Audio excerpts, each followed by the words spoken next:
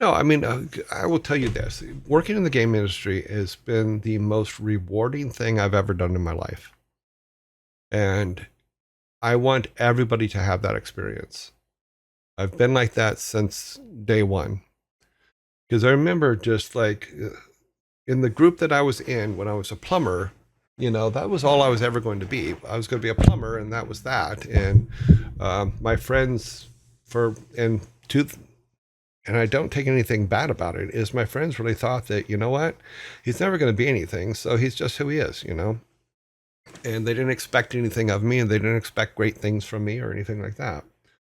And some of them, when I got into the game industry and I enjoyed my job and I loved going to work every day and all that stuff, they didn't understand it. They didn't get it because even though they were successful, they hated their jobs. They didn't like going in. They didn't like that. But I did. I was very happy. And when we started really doing really, really great games, and the money started rolling in, I made pretty good money at it.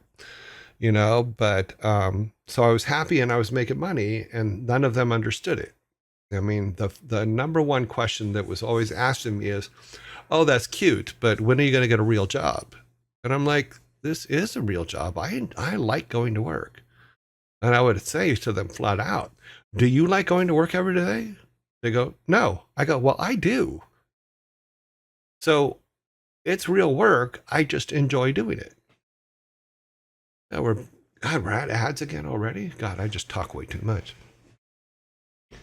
Yeah, real jobs. My ass. I hate that so much because logically it makes no sense. Well, it makes no sense, but there are people that do not believe that creative work can be a job. They just don't. They can't comprehend it. If you don't have a possibility to chop your fingers off, or you don't have or whatever, or light yourself on fire or whatever, they don't consider it a job. And I'm proof that they're absolutely wrong.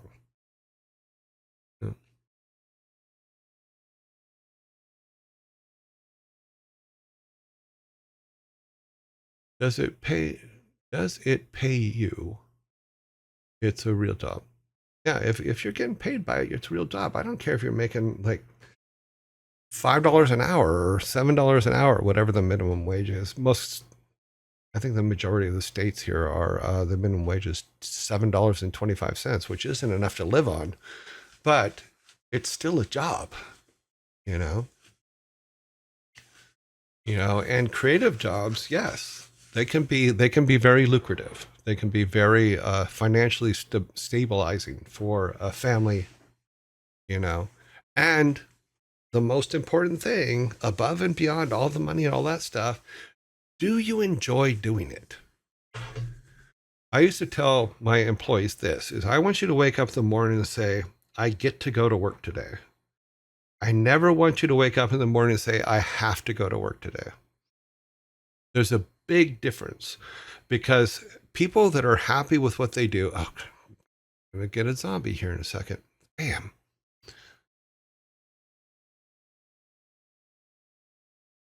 The one's got a paycheck in the end. Yeah. It looks like it only ran twice or once again. So, Bezos. Well, I can't give Bezos that hard a time because he's paying for this stream. So he's paying the majority bulk of this stream. So, well, yeah, I think that's not completely fair, but yeah.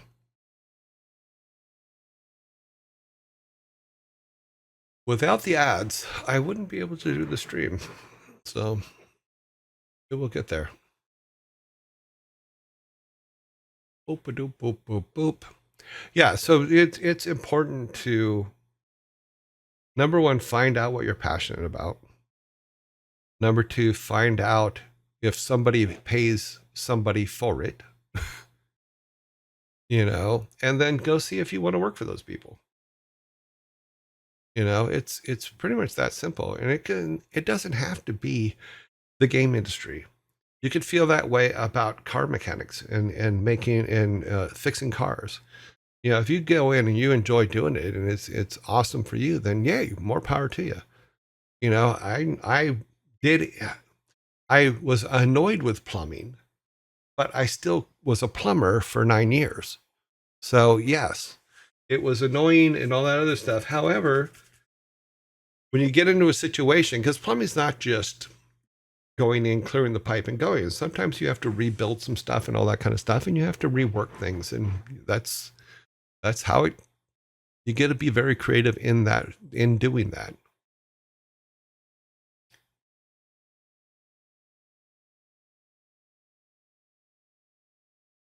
Would I consider, okay, the question is, would you consider having a segment every now and then where you play games that yearlings have made? I would consider it, absolutely. You know, but I will tell you this, I will give you an honest critique if we do that. And it may piss you off. But you have to know that if I do something, oh, don't say neat. If you ask for that, or if you really ask for a true critique, I will give you one. But it will also only be my personal opinion. It may not, any other game maker, any other game developer, any other person in the industry, any other person not in the industry will probably give you a completely different answer.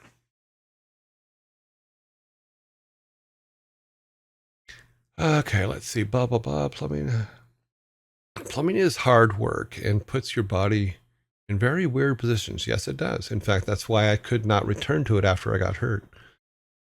I can see why most have back problems. Yes, that's exactly what took me out of plumbing, was back problems. And I got to give a huge shout out to the state of California for, because of, I had to go on disability because I got hurt on the job and fell down a staircase helping a guy move a refrigerator and screwed my back up. The State Department of this California state, under disability, had me tested and then paid for my college, because I was never going to be able to go to college because I was not wealthy in any way, shape, or form. You know, they paid for my college, and I came out of that into working in television, and went from television to Silicon and Synapse, and then my whole career has been, or most 90% of my career was Blizzard Entertainment. I'm a VP in a startup, but I'm so far outside my actual line of experience that I'm a little lost. I'm a scientist by training, but now I mostly do leadership stuff. Yeah, that's a good one to, yeah. The difference cause some personal satisfaction issues. The difference causes, well, people are not, you can't use scientific method on people. It doesn't work because we're too malleable. Yeah, that's a good word.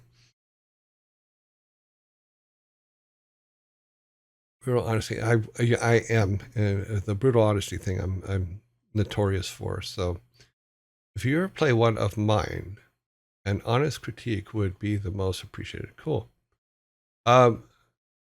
Sorensen, there's scientists are like, and this is going to sound horrible, but please hang with me for a second. Scientists are like nerds back in the 70s. Is they were doing some amazing things, but nobody understood them. So the person, when you take a scientist and put them into a situation where they're leading people and have to herd cats, as we've always said, you need to go back and do your research on how to herd cats from the scientific method, because we are not going to react like you expect us to in any way, shape, or form. That's one of the reasons why when I was in my 50s and I got the opportunity to go back to school, I went back and got a psychology. I went back to study psychology, and it was so that I could better help my employees, because I knew that I had huge gaps in that kind of communication. You know, there's a book called, what was that book called? It's been so many years. Let's see if I can find it here real quick. Okay, book. We need a book. Hmm.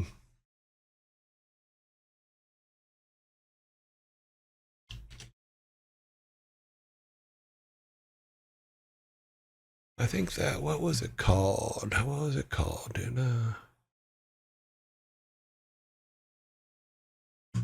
was a book. It was a book.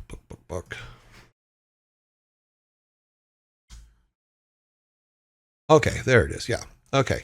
There's a book called Crucial Conversations. Or, God, is that the right one?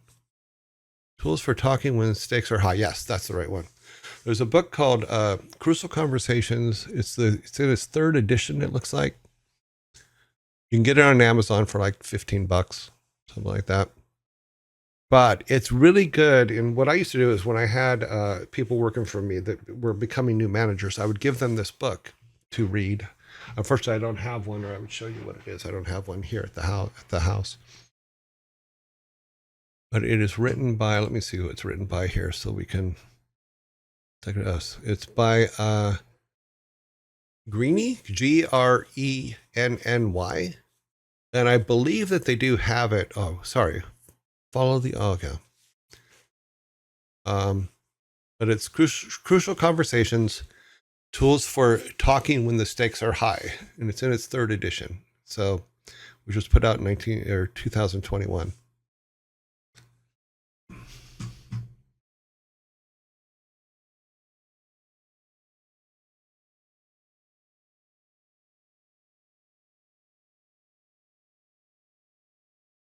Yeah, so check this book out. I'll put it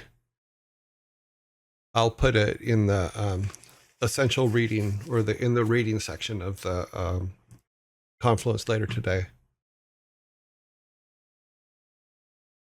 How to Win Friends and Influence People. That cracks me up. My mom used to just say, "You need to read this book. You need to read this book." But they do have it on Audible.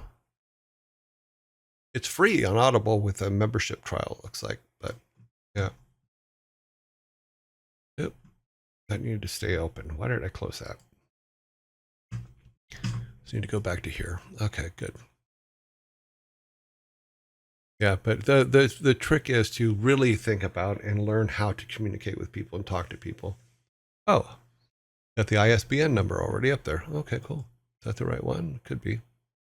Mm-hmm.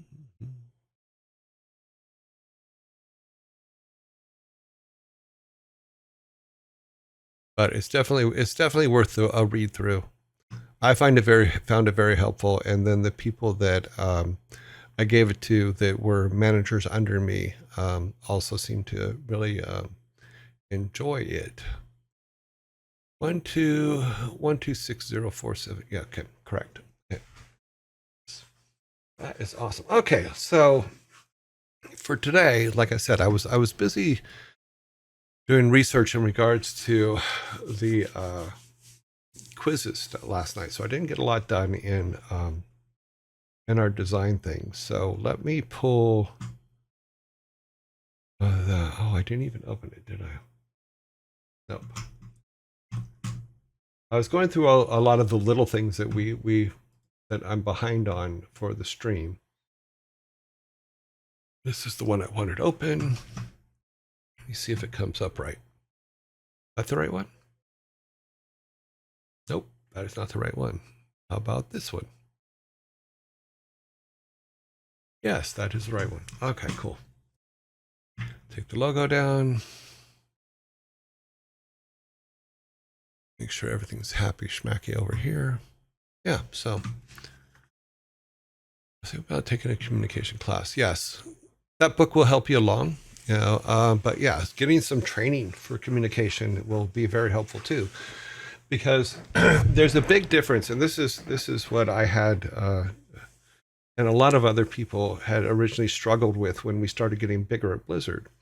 Is we went from the people creating the stuff to the people managing the people creating the stuff, and that is not an easy transition. That is not that some people, in fact, some people don't make it. Some people are not end up not being able to follow through it and end up going back to either being an artist or a programmer, whatever they were before they were put in a management position. I did not want to be in a management position when the first opportunity came up and fought against it. I did not want employees, and the people that my first employee, Brandon Vanderpool, bless his heart, had struggled quite a bit because I wasn't helpful, and I didn't know how to be. I would always just run my own ship, and that was it. And Brandon came in and had to break that ice, so to speak.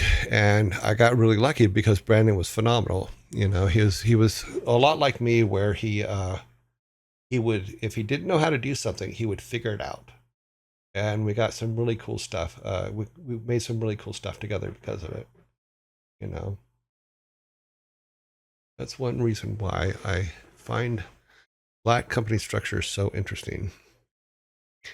They can be, but they can also be for flat company structures. When you're small, flat company structures 100% work. When you get bigger, it's impossible for everybody to be on the same level all the time as far as work. Now, communication, completely different. I think everybody should know everything that is going on, even if it even mildly relates to what they do for the company. It's just not fair, because I've been in situations where management, like upper management, has told different sections of the company, or let me rephrase that. Management has given different sections of the company a different North Star. They've given them different information. They've given them different goals. And then it's just caused mayhem, because everybody believes that everybody has all the same information that you have. And you can sit there and you could be working with that information, making the things that you think are for what the final product is, just to come to find out after you finished everything that it doesn't work with what's really going on, because the other people were told something completely different.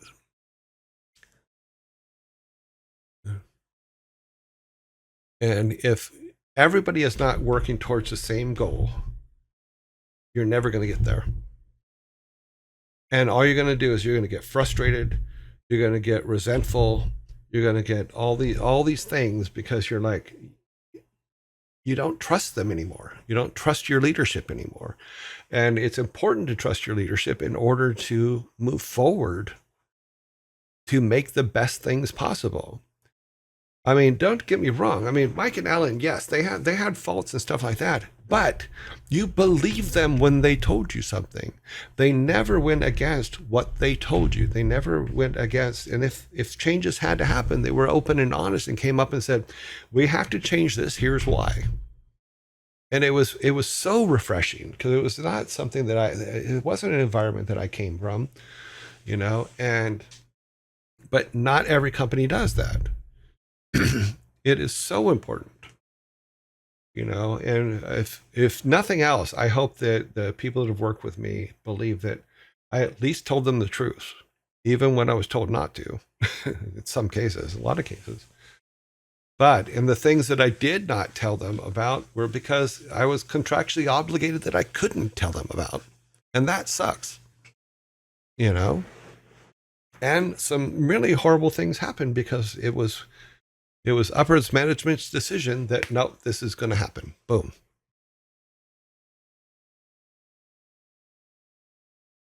I have to reduce the layers in my broken telephone game. Okay, yeah, pretty much, yeah. But that's every company. One of the first things I would do if I started a new company, one of the first things I would do is, from the very beginning, build a communication structure. Because the one thing that kills everything is, number one, lack of communication. Number two, of lack of the same North Star. Number three, just trust. Loss of trust. If you do not believe that your boss is going to do the right thing, then you're doomed. You know, whether it's this job or the next one or the one after that. That's why saying, you know what, they're interviewing you, you interview them too. You know, ask them the tough questions that you want to know about that company.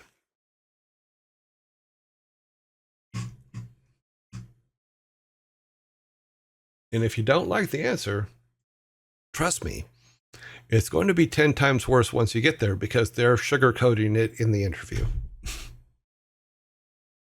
Okay, so what we were working on yesterday, and I'm sorry, like I said, I didn't get a chance to do anything on this, including working on the tutorials last night. I didn't get a chance to do that because had some personal things to do, as well as I was trying to get the dad joke section thing worked out, which I think I have a good system for it now. It'll be a little rough this week, but for tomorrow and Friday, but by hopefully over the weekend I'll be able to fix the structure quite a bit and get a lot of stuff typed in so that we won't have a limit as to how many dad jokes we have. We'll just keep going. So that is cool. So I'll make a use directory like I did for that. Yesterday, though, we were talking about the living journal thing, which I really, really like that idea. We talked about no, that was on Monday. We talked about different modes, easy modes, hard modes, stuff like that, and how that would affect not only the game and the structure of that, but also affect what's in the journal. I think that and it would be a situation where if it's on easy, you get 100% of the information. We'll do something like this, where it's just 100%. We'll do 75%. This is just for demonstrations here, 50% and 25%. So this would be the free dollars. Huh? This would be like the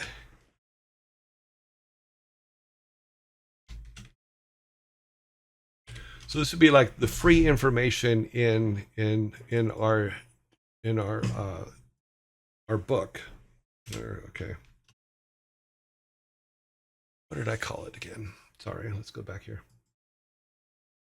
Journal.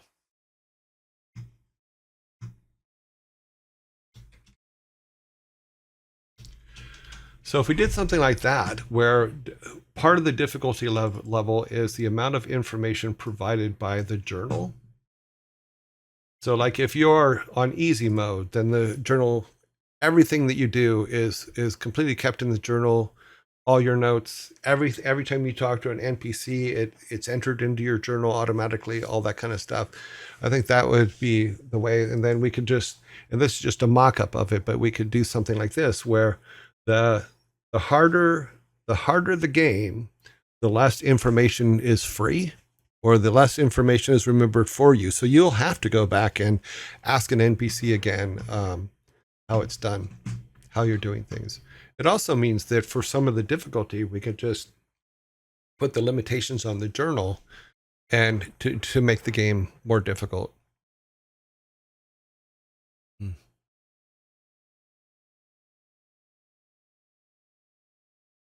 Oh, okay. Yeah, it's not going to let you put a link up, so just put it on the Discord. Maker says, I clipped the thing you were saying about what you would do if you started your own company. And then it looks like he tried to put a link up. So if you put that in Discord, that'd be good. We have a link section that you can put that in. Let's see. Shared link. Okay, yeah, put it up there. Cool. Sorry, you get me on some of these subjects, and I will tell you what I think. You may not, everybody may not agree with it, but I will tell you what I think. Is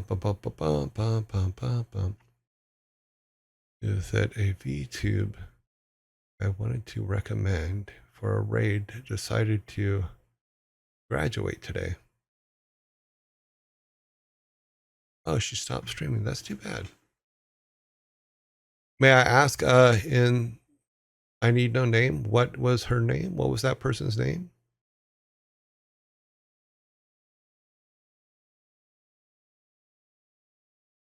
100 Things Saving People, the Family Business. Yep.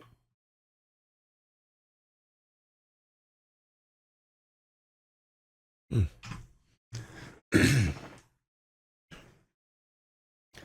Yeah, I had a friend that had a stream for a while, and now she's training as a nurse. But I was really hoping that it would work out. It didn't. I didn't hear your question. Could you repeat it, please? Oh, I'm sorry. What was the name of the person that stopped streaming? What was their name on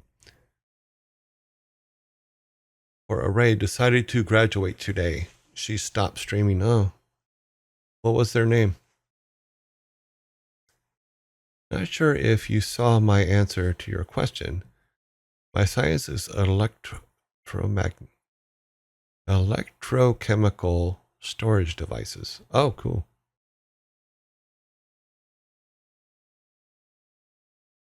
Cool. We'll look them up. And yeah, it's too bad that people that enjoy doing this would be good. I know that there's yes, there's some toxicity all over this place, and it's not fun. And I think that 90% of it's pretty unwarranted. But because people suck. Have I looked at this person before? I think I have seen this person before. I'm sorry they quit. They had 5,000 followers. That's pretty good. Probably just not enough to make it though.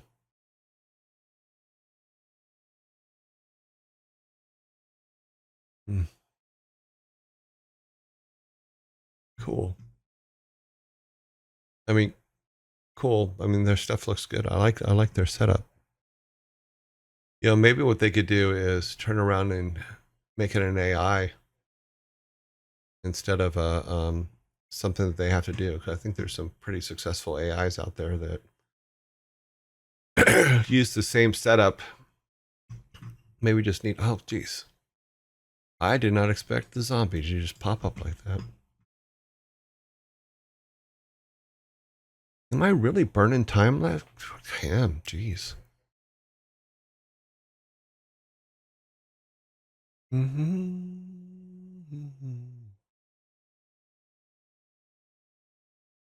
Mm-hmm.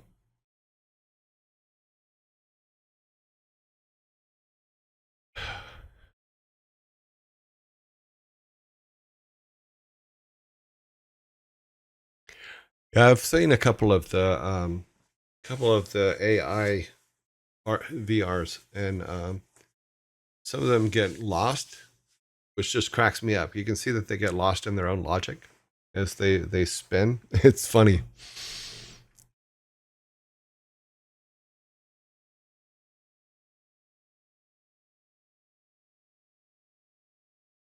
Another one I find fascinating is Kid Booga. I always pronounce it wrong, but that's sorry. That I find watching his show fascinating because it is AIs dealing with live humans and live humans that are trying to do bad things, and it's fun to see them get it turned back on them now and then.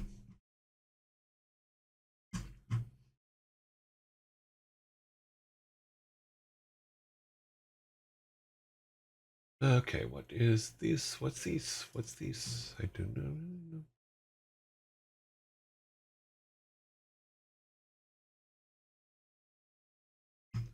Okay.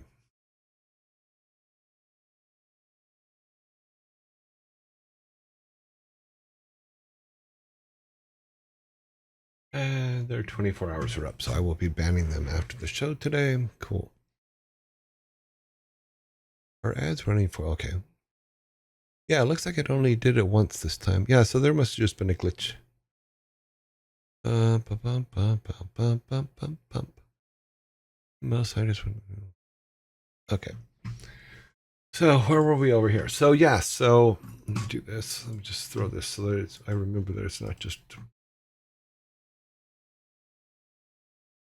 that correlates directly to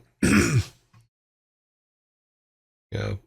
As far as this is 100% in regards to how I would structure the journal based on the difficulty setting, not the rest of the game. This would not just be the only thing done for the difficulty, it would be other things as well. Let's see, we were looking at blah, blah, blah. That is all in there. We're talking about story points, yeah, story points, not meaning points in the game, but points of order. Yeah. So this is the base story. I don't think that needs to change any game flow. We do need to start having a little bit more conversation about, because there's a lot of stuff in here that we'd have to do, because we want to have an opening, then start getting into the game, and then putting the ancestors in order and things like that. And what we'll do is we'll do that here, leveling without the crypt. That's one of the things that we talked about is, does he have to go to the crypt to level up? Not necessarily. However, he would lose out on special abilities.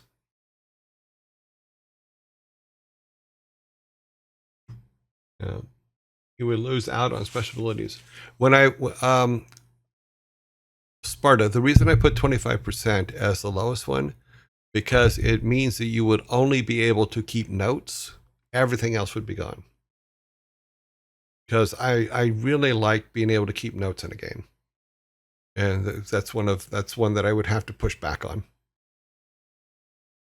So I would 100%, in fact, let me go back to that and say this.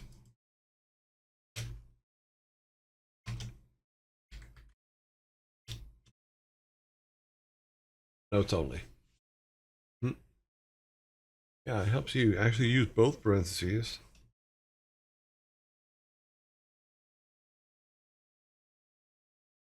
And we could just do make that death, and then just call the next level you're dead. And then put 0. Something like that.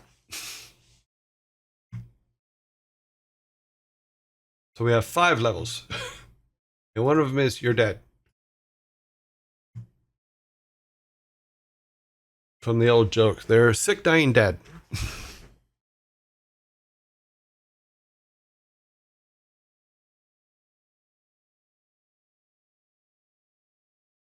Yes, it's just notes.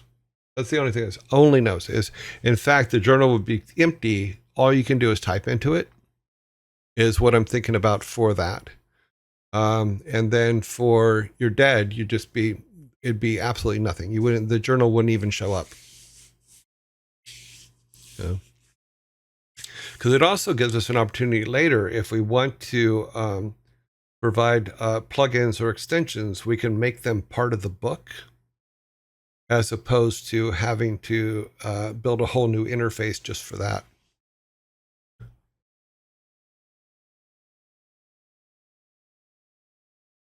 Yeah, we can. We haven't even talked about death, have we? Let me go back to, okay, where are we at here? This is controls, music. Okay, up to game flow. Then we go over here, and these are out of order, but we'll definitely be cleaning that up at some point. So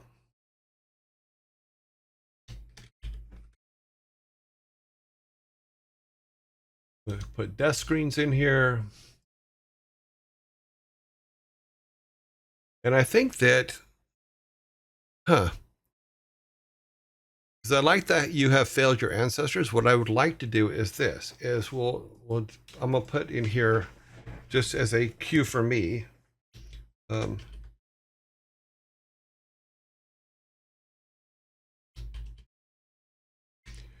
And the reason I'm putting that is we want to, I think we should have more than one text message that, or more than one thing that happens when you die. And what I'll equate that to is in all of the Blizzard games, all the characters had what we called hiss lines, or "you're bugging me" lines. If we use the same kind of theory where we get together and we have a talk and we come up with lines like yours, in fact, yours, I'll put yours in here. But if we come up with lines that can be said when they die or do other things, in about an hour and a half, about 5 to 10 of us in the voice call room, we could probably come up with about 30, 40 lines for a bunch of different things that happen to your character that are funny, you know?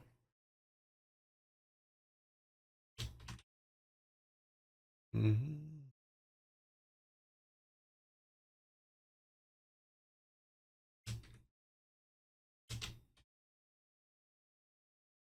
Let me see if I, no, I'm going to spell it wrong, aren't I? I already started.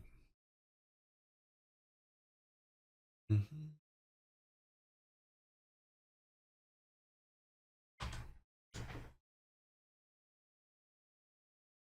Uh, Dark King, welcome. Thank you for the follow.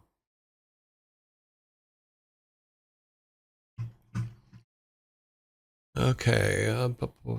So yeah, if we do something like that, I like the idea of mini, like Odin after so many deaths. Yes. One thing I would like to try making an educational game for things like programming, physics. Yeah. We were originally, when we became Blizzard, we were bought by we were Silicon Synapse, then Jan and Bob Davidson of Davidson Associates, which were the number one educational software company in at that time. Did a lot of really cool stuff with programming and science and math and all kinds of stuff. They did Math Blaster and a whole bunch of other really good educational games. So there is a market out there. Makerism.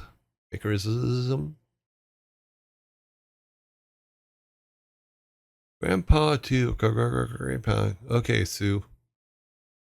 The boys beefed it. We can do that. Because if we take like the spirits of the ancestors, and every now and then, if he dies or something, their ghosts come up out of the ground and go, "Yeah, there he is on the ground again. What are we gonna do?"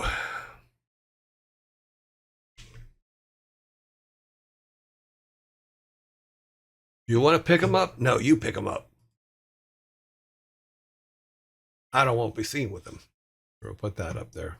That's funny. Made me laugh. George rap text. Huh?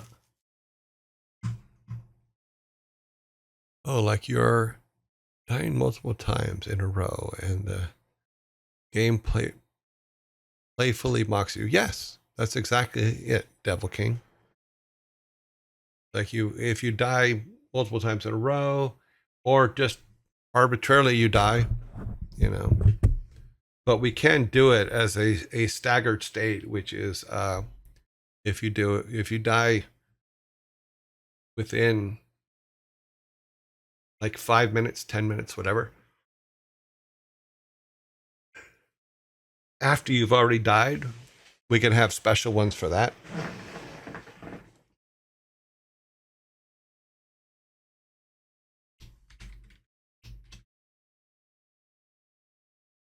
Well, fat fingers.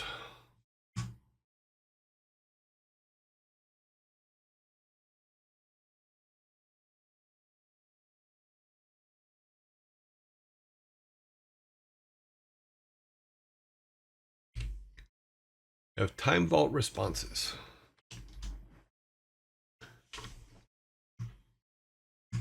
Okay, let's go down here. So family crypt. Um, Back here and do this.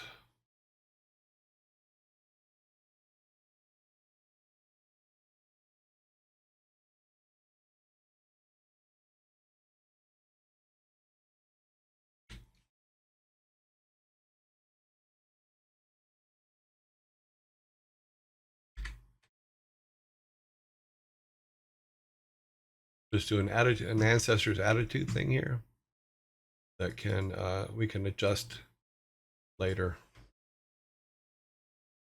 Because we could do like you said here, whereas granddad, granddad, we can also do something like his dad used to be that way.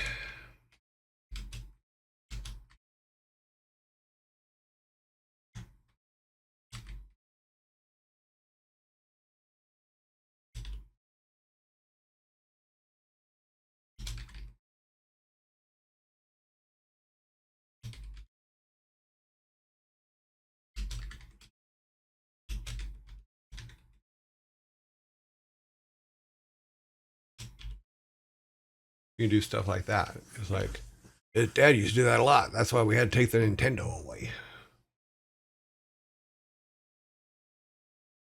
That's too funny. Makes me laugh.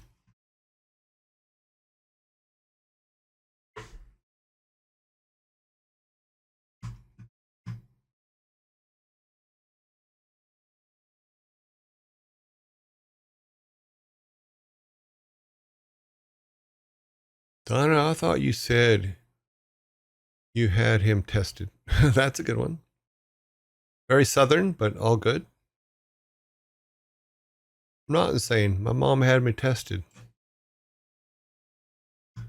Yeah, but what we can do is we can do a situation where we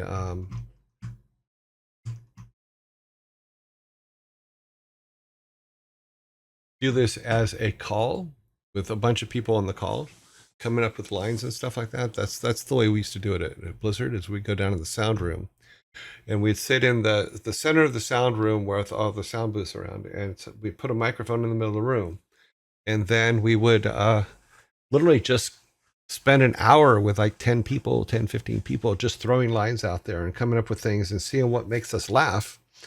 And when people, and then afterwards, the sound guys would go through that recording and write out all the responses.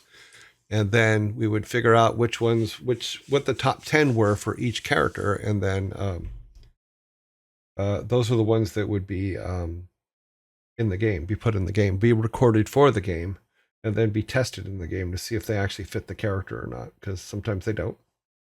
Yeah.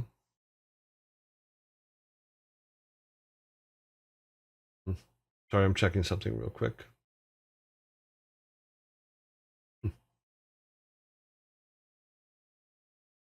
That doesn't look real. Okay. I'll have to fix it later. Okay. Forgive me for ranting. I think with educational games, it's more important to teach the concepts and the whys rather than the awkward throwing in problems you would get in a workbook. I mean, those are still good for giving the person something to use. Merely acquiring knowledge on, but it should be more subtle. It's the same as when you teach the players how to play through tutorials. Yeah, you would do tutorials. If you're going to make a kids game, then make it fun. If you go back and look at some of the things that Jan did with Math Blaster and stuff like that, those were huge games, and kids really love playing them. And that's the most important thing. Make the subject matter interesting, and they will learn it without realizing they're being taught. And that is the trick.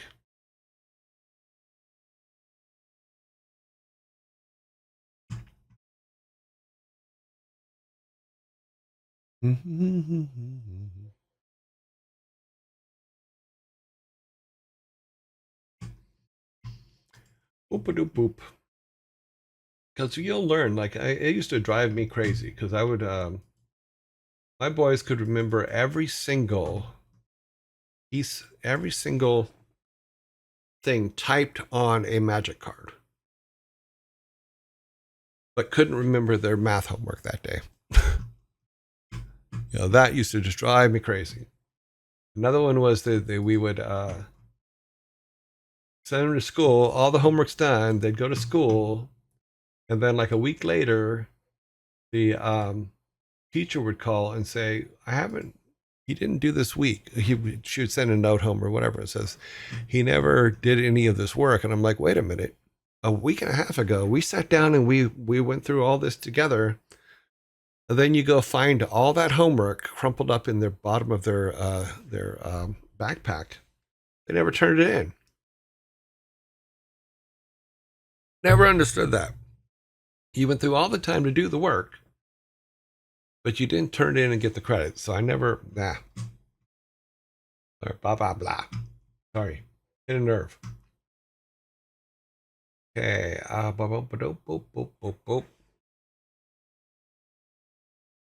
Let's see. He would, need to add a line in here. Insert. We'll put some dividers in here.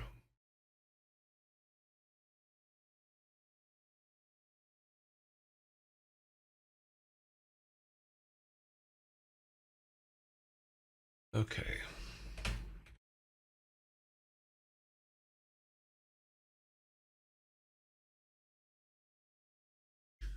Cakes, bread, a couple things here. Meat, chickens,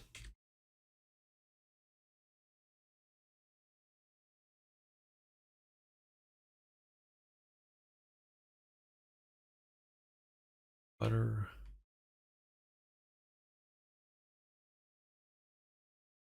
also get eggs here, but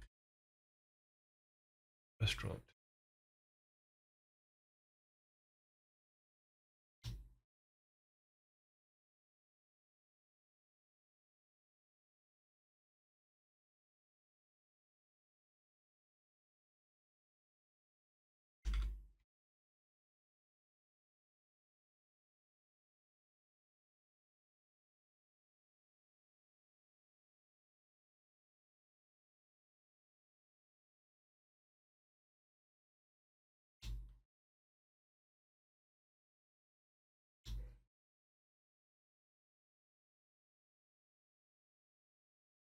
Armor, weapons, nails.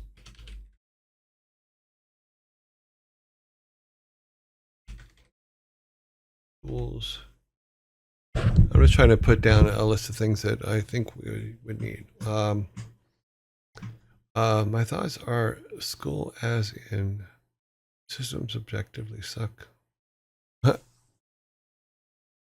That's the whole sequence.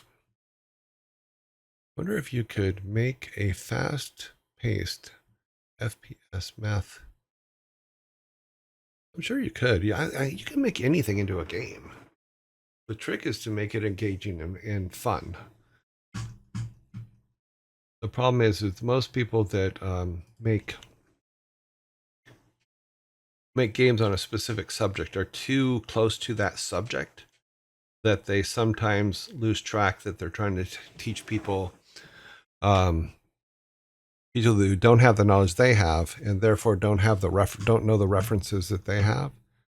There's a book, and I'm gonna pull up another book here that that's the wrong thing here. Let me go over here, and I'm trying to remember the name of this book.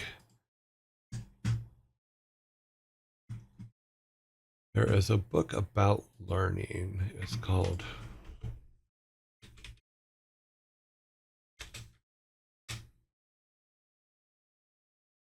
Is that the right book?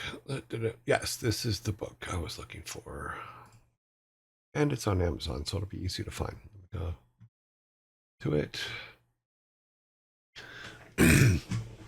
So there's a book about this is be something probably makers you'll want to look at. Let me see if I can pull this window up without breaking anything. Oh, that's the wrong window. See if I can get the right window. This one. So this book here, which is called Teach What You Know. It's a really, really good book, and it gives you techniques and methods for leaders to learn how to mentor and teach people the things that they know. Because there's a lot of us that have been in this a long time and we're like, okay, I have all this knowledge. I can go and make it. Why would I teach you? So this is a book for that kind of thing where you can go and say, okay, teach what you know. Let's see. Let's pull that out. But this book helped me quite a bit when I first got employees and gave me some methods and things like that to learn new things and to teach what I knew, which was just knowledge that I knew in a better way that made more sense.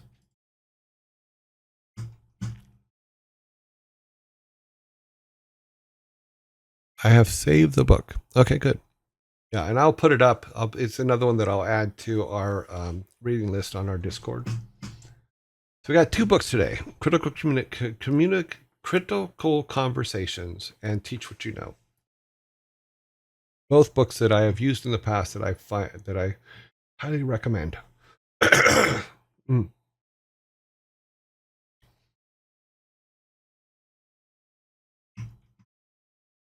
Yeah, little mini games are always good. In fact, we have a list of mini games in this even that we could do a whole bunch of stuff. We just haven't put it in yet. Because we can say that any of these things that you can get, you can attach a mini game to say that you have to go and help get the materials to make it.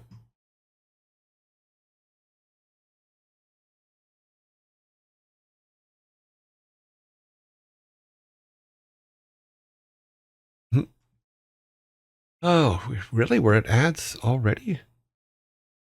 Oh, that was quick. I don't think this time means what they think it means. Bezos? Introduction to the zombie. I will be if it's middle math, give them maths in a 10-second high pressure situation. To give the bunny out of to get the bunny out of the guillotine, shoot the correct math answers. Cute. I do like the twist on that to darkness a little too much, I think. But kids think about that. You know, kids are like, oh, I'd be silly if I did that. And then they go do it. Wait, what was the other book? Critical Conversations was the other book. Let's see if I can pull it up here. And like I said, I will put these up later today. Oops. It was this one here. Let me pull this page up while we're in this one. It was Critical Conversations. Yes, I have to move that over here. No, we don't need all this Jeff Bezos stuff on here. Let's take that off. Yeah, we just need that part. So that's good.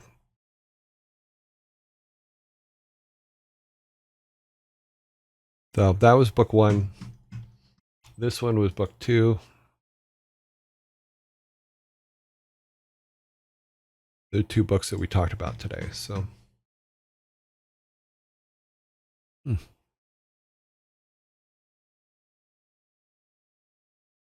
Yeah, crucial conversations. Yes.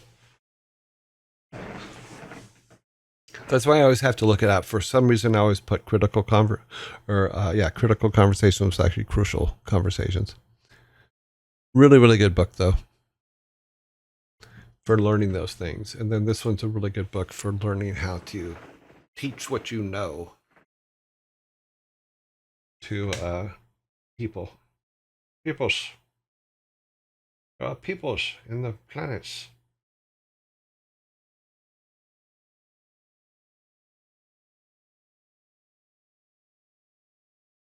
Okay, let's see. Where is it at? We out yet? Oh, we're out. Sorry. Okay, so yeah, so that's one book. This is the other one. So cool.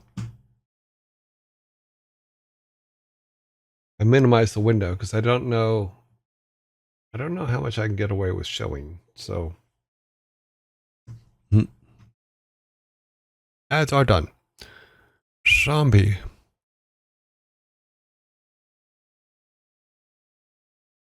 Yeah, but it's a good book. It's buyable. I'll be buying the book. I need to communicate better. Yeah, just check there. Also check Audible because you could probably get it on Audible and listen to it while you're driving in and out of work and stuff like that. There are times when I'll buy a book and I will buy the Audible version, and then I will read the book while listening to the book. I know it's silly, but it's just something I do. It's something that helps my memory quite a bit. So it's just good training. Okay, so let me get that out of the way. We're back over here. Okay, barbers. What I was thinking though is if you got hair from the barber, you could take it to the tailor to make pillows from. A little hair pillow, never hurt anybody, right?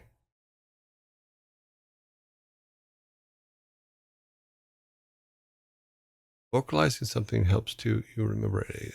Yeah. Yeah. So if you let's see what else we got here. And get wax from them. Cups. Pots. Because you may need to go to the pottery place, get a big pot so that you can go to the general store to buy enough flour to take to the baker to make bread and stuff like that.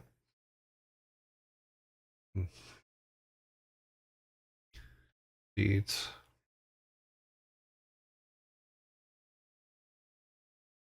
That's right. You go to town hall to get some attitude. I was wondering where you were going with taking hair somewhere. Maybe a bowstring? I don't think hair works for bowstrings. I know that maybe intestines work for bowstrings. I don't think that hair holds together like cotton or wool would, but you could go to the tailor and say get wool, and then take that back to the blacksmith. Blacksmith? No, you take that. Okay, wool slash thread.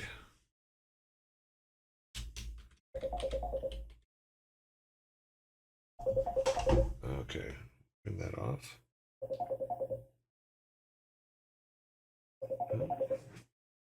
Sorry about that.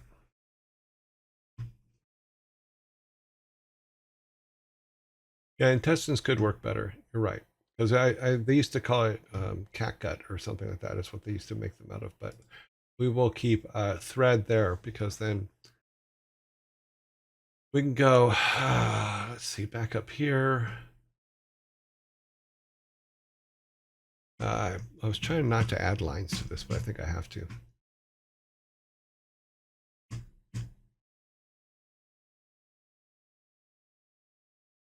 Oop. Just pull that down. Oop. Oh, come with me. Thank you. Okay. This one back up. Move all this back up.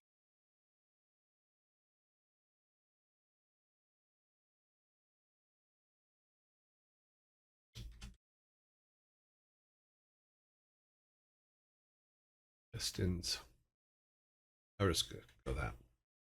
Let me do something here real quick.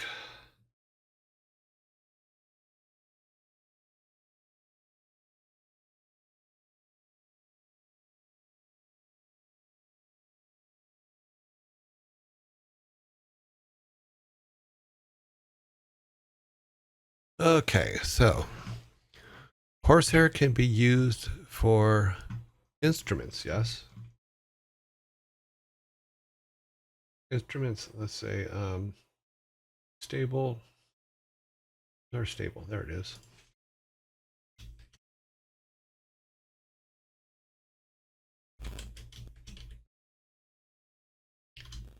And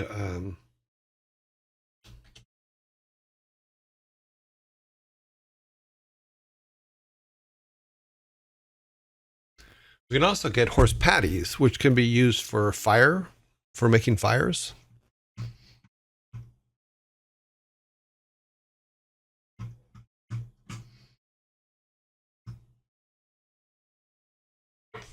Helps if I could spell, so can't.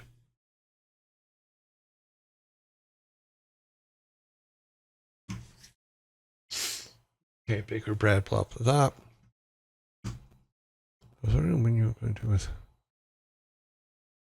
Yeah, because you can use hair for all kinds of things. You can use hair for pillows. You could use hair for cleaning up oil spills. So when we get to the mine, maybe there's a lot of there's an area we can't get past because there's oil on the ground. Hair absorbs oil like there's no tomorrow compared to anything else. So you can do things like that. Um, there's a lot of more options.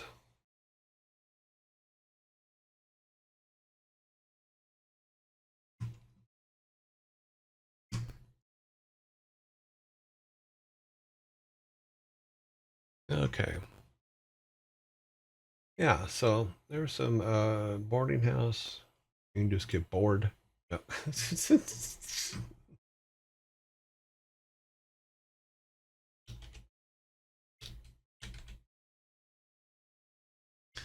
Meet villagers at the town square.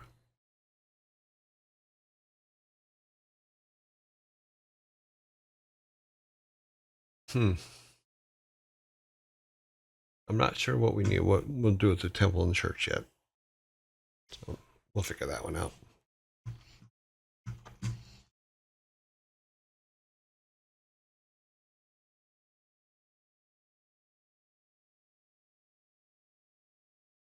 Your bike chain isn't doing well. Just your oil from your hair.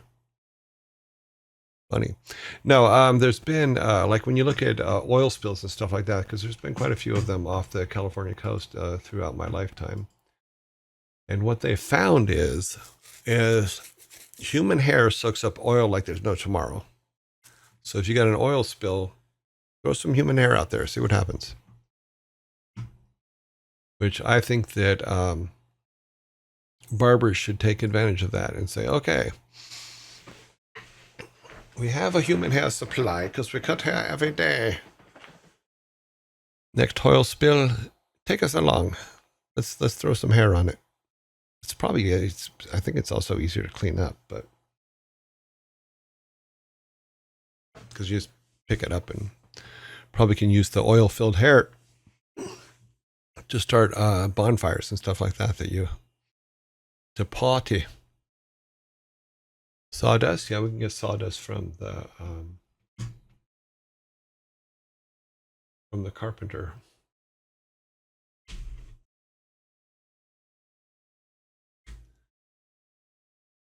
We can take that sawdust to the school and we can sell it to the school because then the janitor can use it for when the kids throw up on the floor. There you go.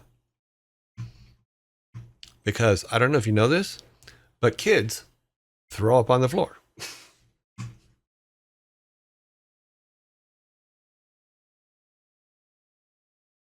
Yeah, we haven't. It looks like we're inching slowly towards a barter system as opposed to coins, but there will be. We should have coins at some point in the game here. Let's see. Back to the forest. What do we have? We have. I think we're pretty good here.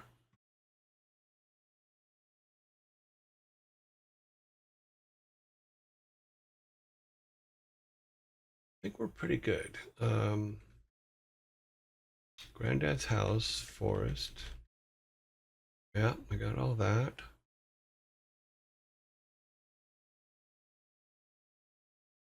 Training, clinic,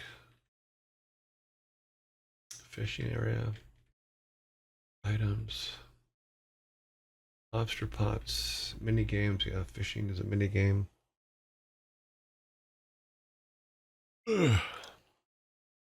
Billy Strange, thank you very much for the follow.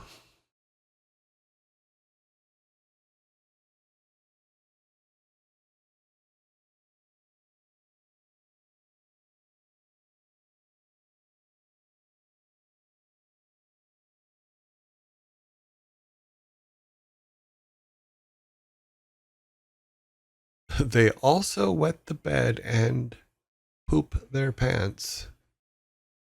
Is it a day ending in Y? Yes, they do. Because they're humans, and humans do things like that.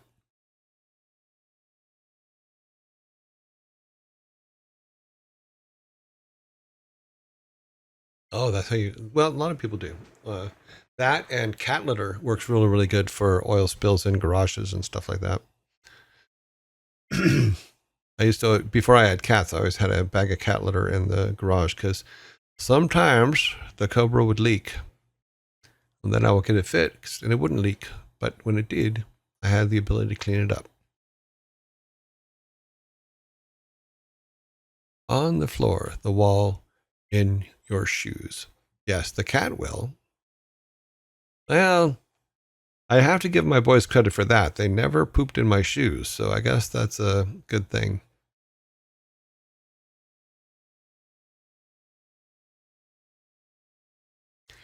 Yeah, I'd never have a bird in the house because for that particular reason, because they could poop the places you would never even know, and then they just be flying along and their poop is like not really good cleanable. It's very very wet.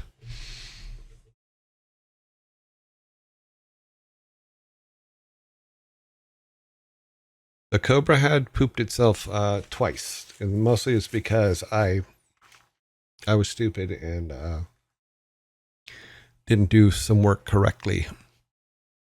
But it never left the garage broken, so it would do it. I would do the work. It would leak all over the floor, and then I would fix the leak because I missed a bolt or something, and then fill it back with oil, and it would be happy again. So that's one of the fun parts about having a car like that. It's working on it. I still, and I've told this story before, I still laugh about I had taken it in because it had to go through what California calls the bar, which is their version of doing the safety checks for the car and registration and all that other stuff. And this is so stupid. Let me finish this. Okay. Sorry, my brain went blank for a minute. And I took it in to have what they call the smog check done. And I said, okay, well, I just made an appointment at the local gas station because you can do them at the local gas station. And I went down there and I pull up, and the kid comes out and I say, yeah, I have an appointment to get my car smogged. And he goes, okay. So I pulled the car in and I go to the waiting room to wait. And he comes over to me and he goes, sir, we have a problem. I go, okay, what's the problem? He goes, well, our machine is computer run, and I don't see the computer port for your car. There's no place for me to plug the machine in. I go, and I said to him, I go, this car doesn't have a computer. Never did, never will. This car is older than everybody in this building. So no, there's no computer. So then I had to call the bar directly for California and say, where can I take it? Because the normal gas station guys that do smog checks can't test it. And they sent me over to the bar, and that was fun too because I went over and I parked out front and I went in. And I said, I'm here for my check, and they said, okay. I gave them the keys, and they came back 5 minutes later and they go, can you pull your car around back? It has scared the hell out of our lot boy. He won't get in it. He won't start it. He won't do anything. It just made me laugh because it was a scary car because it was very loud. It was very powerful. you move your toe and you're going from 60 to 120. It was a pretty funny stuff. But they weren't ready for early 60s hot rods in some of these places because most kids there had never seen one up close. You know, they just assume, oh, it's a car. It's just like every other car. You just plug it in and you go. No, no. But in that case, I drove the car around and took it into the bay, got it up on the rack for them and stuff like that. It was really good. Yes, that's my car, Santu. We made it into a thing. It was a 1966 AC Cobra. It was my favorite car. I had it for 20 years. And finally got rid of it when I moved to the UK because the storage for it was going to be astronomical. And I really didn't like the idea of it being locked in a dark room forever. It's a car that needs to be driven. It needs to be out there and doing things. Yeah.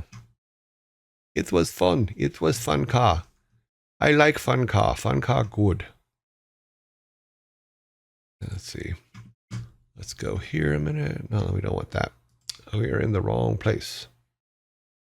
Oh, I thought I had one here. I do not. Let's add one. Yeah. Just do what I tell you to do. Thank you. Where is it at? Photos. This is it. That is it. Yep. That was my toy. She was a lot of fun. So much fun.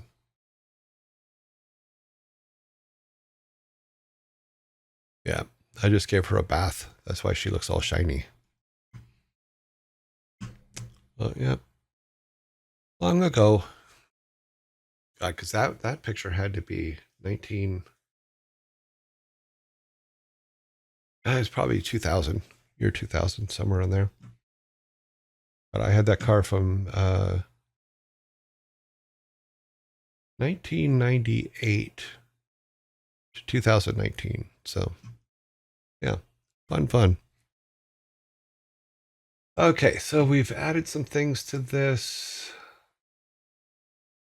We're all good there. A dialogue we haven't got to yet. We have talk about it in Baker. Do you like pies? Yes, no. Yes, I like. Here's a pie. Here is pies. No.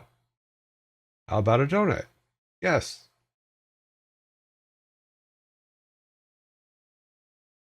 Have you done X yet? That's another one. Is have you done X yet? Helps if I actually put question marks at the end of questions, but I don't know. Maybe not.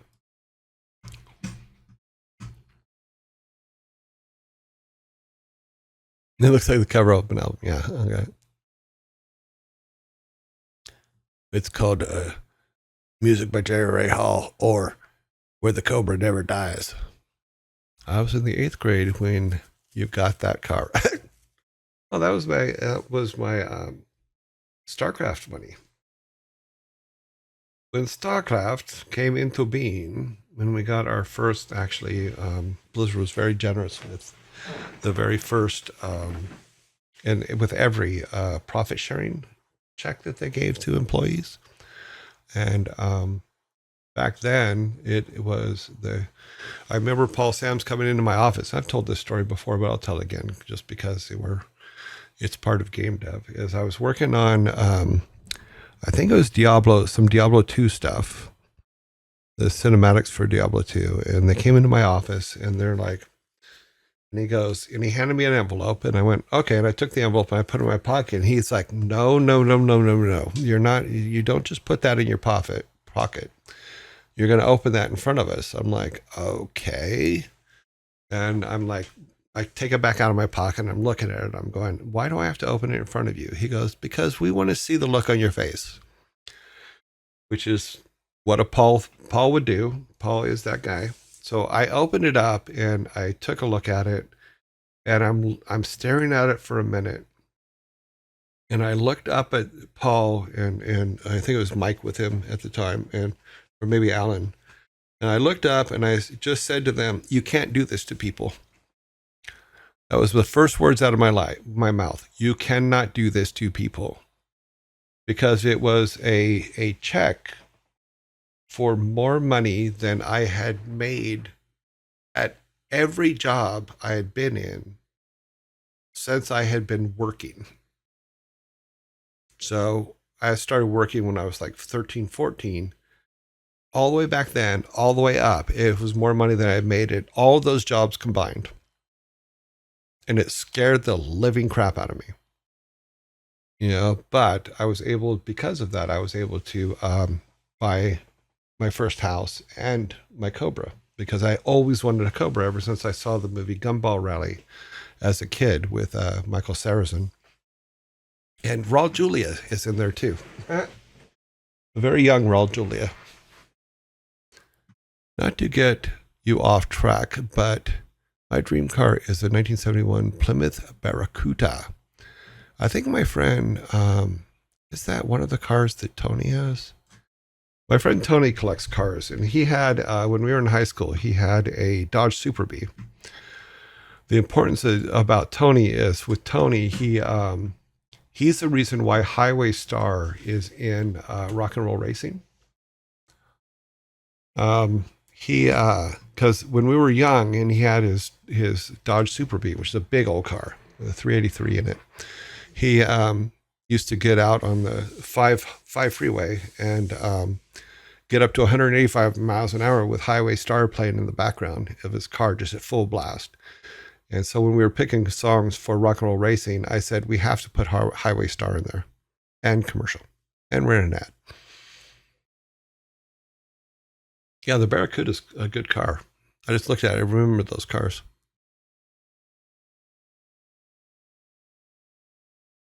Phantasm. Was that car in Phantasm? I don't remember it being in Phantasm. Oh, the Barracuda. Yes. Yeah. Not the Cobra. Well, I ain't getting a 66, a 76, a 67 Impala. Why not? Don't you like Supernatural?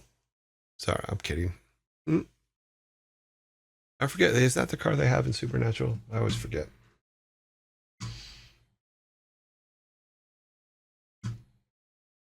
I remember my aunt had a Roadrunner when I was a kid. That I always thought was cool.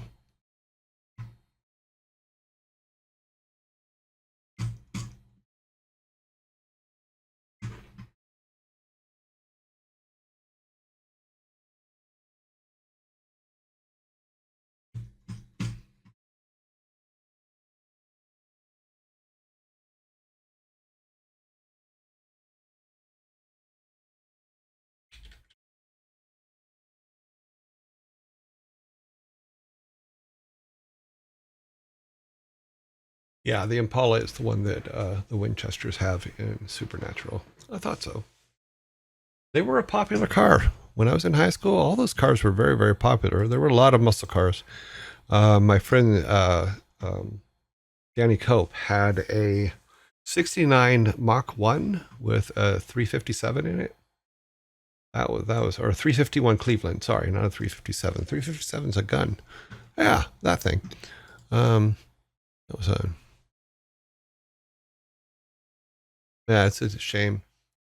What's funny is there's some people that are taking those cars and making them electric, which I found fascinating. There's actually a company that will take a classic car and make it fully electric, which could be interesting. Quite surprising to some people, but they also make there's a modification. There's a modification where you can get a device put in that will make the motor sound, even though you have an electric car, which I thought was funny. It always reminded me of, so basically it's putting playing cards in your spokes on your bicycle. So that cracked me up. But there are people that actually make fake motor sounds for Teslas and other electric cars. This always made me laugh. So you're going to put a playing card in your bicycle spoke. Why not put a Hemi in a Tesla? It would be interesting. You'd have to do a lot of modification in order to get it to work, though. Well, the Chevy Chevelle was very popular. My friend, when I was in junior high school, my friend's older sister's boyfriend had a Chevelle. That was, God, that was a long time ago. Why do I remember back that much? Can't remember what I had for breakfast. What's a Hemi? Wow. A Hemi is a very big, powerful car motor, gasoline motor. And they would, a car with a Hemi in it could beat a lot of other cars in a street race. If we go to, let me get this right here. Go back here and ask your question directly.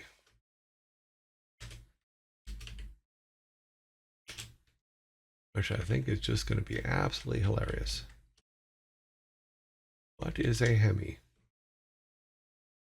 Number one answer. The Hemi refers to a type of engine with a hemispherical shaped combustion chamber, meaning the top of the piston chamber is rounded like half a sphere, which allows for a better airflow and increased power compared to traditional engine designs. So instead of the top of the cylinder being flat, it had a bubble, which allowed for a better explosion inside your motor. And they were fast, very fast. There's a video on the net. Someone put an SL engine in a cheap Tesla that they wouldn't fix anymore. Oh, okay. I raced a Mustang with a 5.7 Hemi. Wow.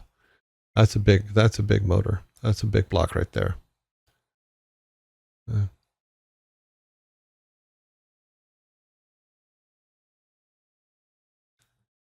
Yeah, more gas, more power. Yeah, pretty much. Gas and oxygen. That's what you need. Advanced GeoMasters. That's pretty close. Yeah. Look at this. We went from management to some design stuff, but also just, but that's just it. Sometimes you just need to yap about it. You gotta yap about stuff.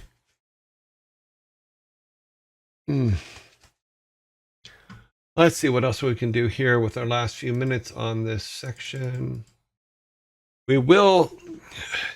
I'm going to get through the tutorials and we will actually start building this stuff out.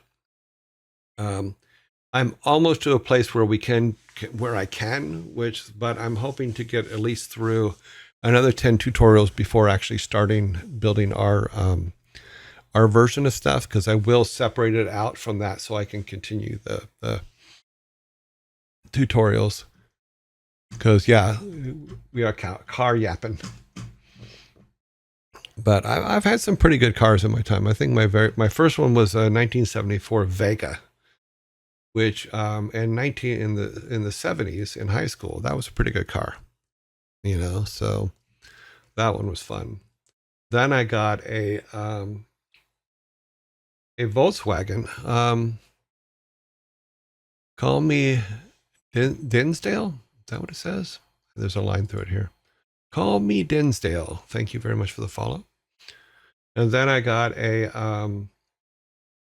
Volkswagen station wagon, little Volkswagen station wagon, and I lived in that for a little while after leaving home, and then sold that to get the money to move into an apartment, which is probably a bad idea. Probably should have stayed in the Volkswagen. Cars are fun. Yep. And then at one point I had a 1969 Camaro. with a 327 in it, and it was an SS, 1969 SS. I love that car. That car was a lot of fun because it was painted at the time. It was painted the same colors as the boat from, I forget the TV show, Miami Vice or something like that. I don't know. So it was black with the red stripes, and it was really cool. You know, and I could lift the front end off the ground in first gear, which always was fun too. It scared the crap out of people in the car. Ha!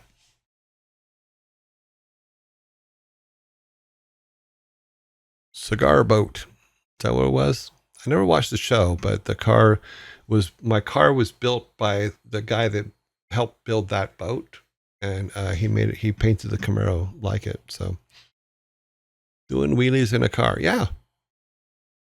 Well, it was funny. There was one night I was coming back from the skating rink in Irvine, and I was going back down to Newport where I lived, and I was sitting on Jamboree Road, and I'm sitting at a light. It's like 2:00 in the morning, and this kid in his dad's Porsche pulls up next to me, and just like revving his engine up and all this stuff, and I'm just laughing, and the light turned green, and I lifted the front end off the ground through the light and set it back down on the other side of the light. And he just sat at the light. He did not move.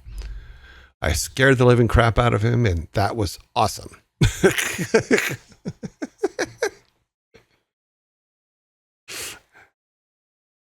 That was a lot of fun.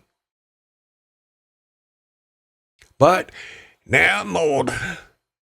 I got my hybrid. My hybrid gets me 1,000 miles every tank full. That's right, 1,000 plus miles. I'm working on the new record. My record right now is 1,500 miles on one tank. I'm going for 2,000 on the next one. So, yeah, you have to mentally bully them sometimes, especially when they're in their dad's car. And they shouldn't be out at 2:00 in the morning trying to street race old men in bigger cars.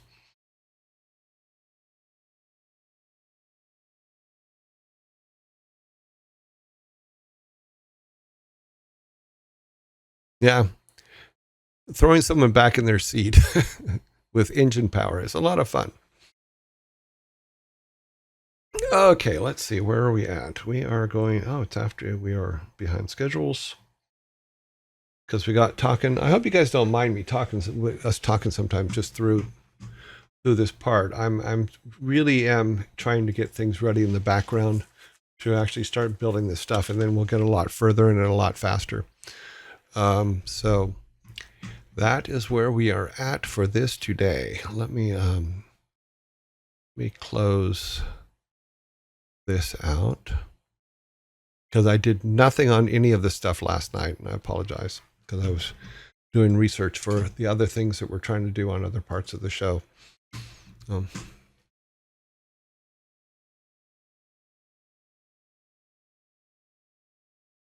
Yeah, you will get more people say, well, I really love the way you tell stories and stuff like that. And I go, well, you'll get more stories out of me if you talk to me. Yeah, because I'm not one to sit in here and go, okay, tomorrow I'm going to tell this story, and then I'm going to tell that story. Then I'm going to tell this story. My brain doesn't work that way. For me, it's like, okay, let's have a conversation. If you ask something that triggers a story, I will tell a story, and that's how it works here. But in the meantime, yes, we are going to 100% get the game dev section off the ground and working. But right now we've added a couple things to the list, which is not a lot, but that's okay. Because as we get closer and closer to actually stopping and building it, it's going to pay off that we spent the time doing that.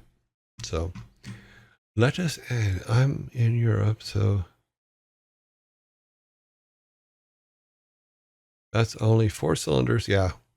I didn't drive a car when I was in the UK. 4 years I didn't have to have a car because their public transportation actually was really, really good. And everybody took it. So it just made sense. So let us end this and go up here for a minute. Oop-a-doop.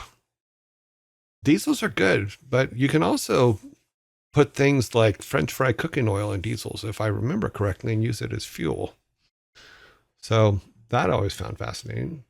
Just drop by McDonald's and say, "Can I get some oil from you?" And you can drive it on that. Okay, let me make sure our last little section is set up here.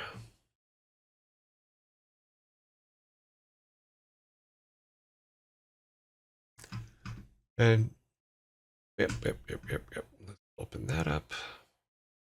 Oh, we only want it open enough to where it covers. That way I know that you guys can see what I'm doing.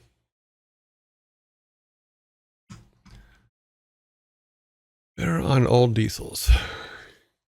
You need a filter. Yeah, I understand that, but you can buy it and use it for fuel, which I found absolutely fascinating.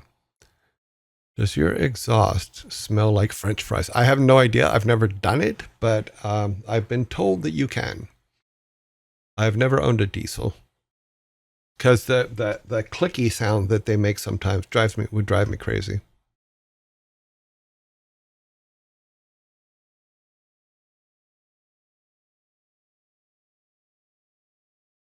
Hey, didn't I give you homework a while ago to figure out how to pin comments? Yes, and there's a button here that is for pinning comments. So Sparta, yes, I believe I did look at it. In fact, if we pin this message, I go pin, and there, you're pinned. Custom time. That message will be pinned for, okay, let's not go that far out. We'll say 3 minutes. Okay. And there you go. That message has been pinned.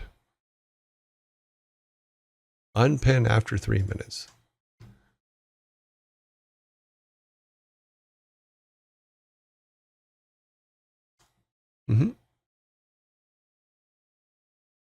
There you go. That message has been pinned.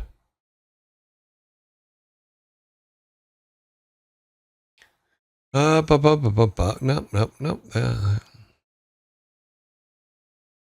That's a great pin. Isn't that a great pin? Is it better than this pin? I don't know. It might be. Might not be. You never know. It's a pen. Homework. Yeah, I get homework. I have a list of homework. I'm working through it. One of my homeworks last night was to figure out a way to put the dad jokes on the screen in writing so that more people can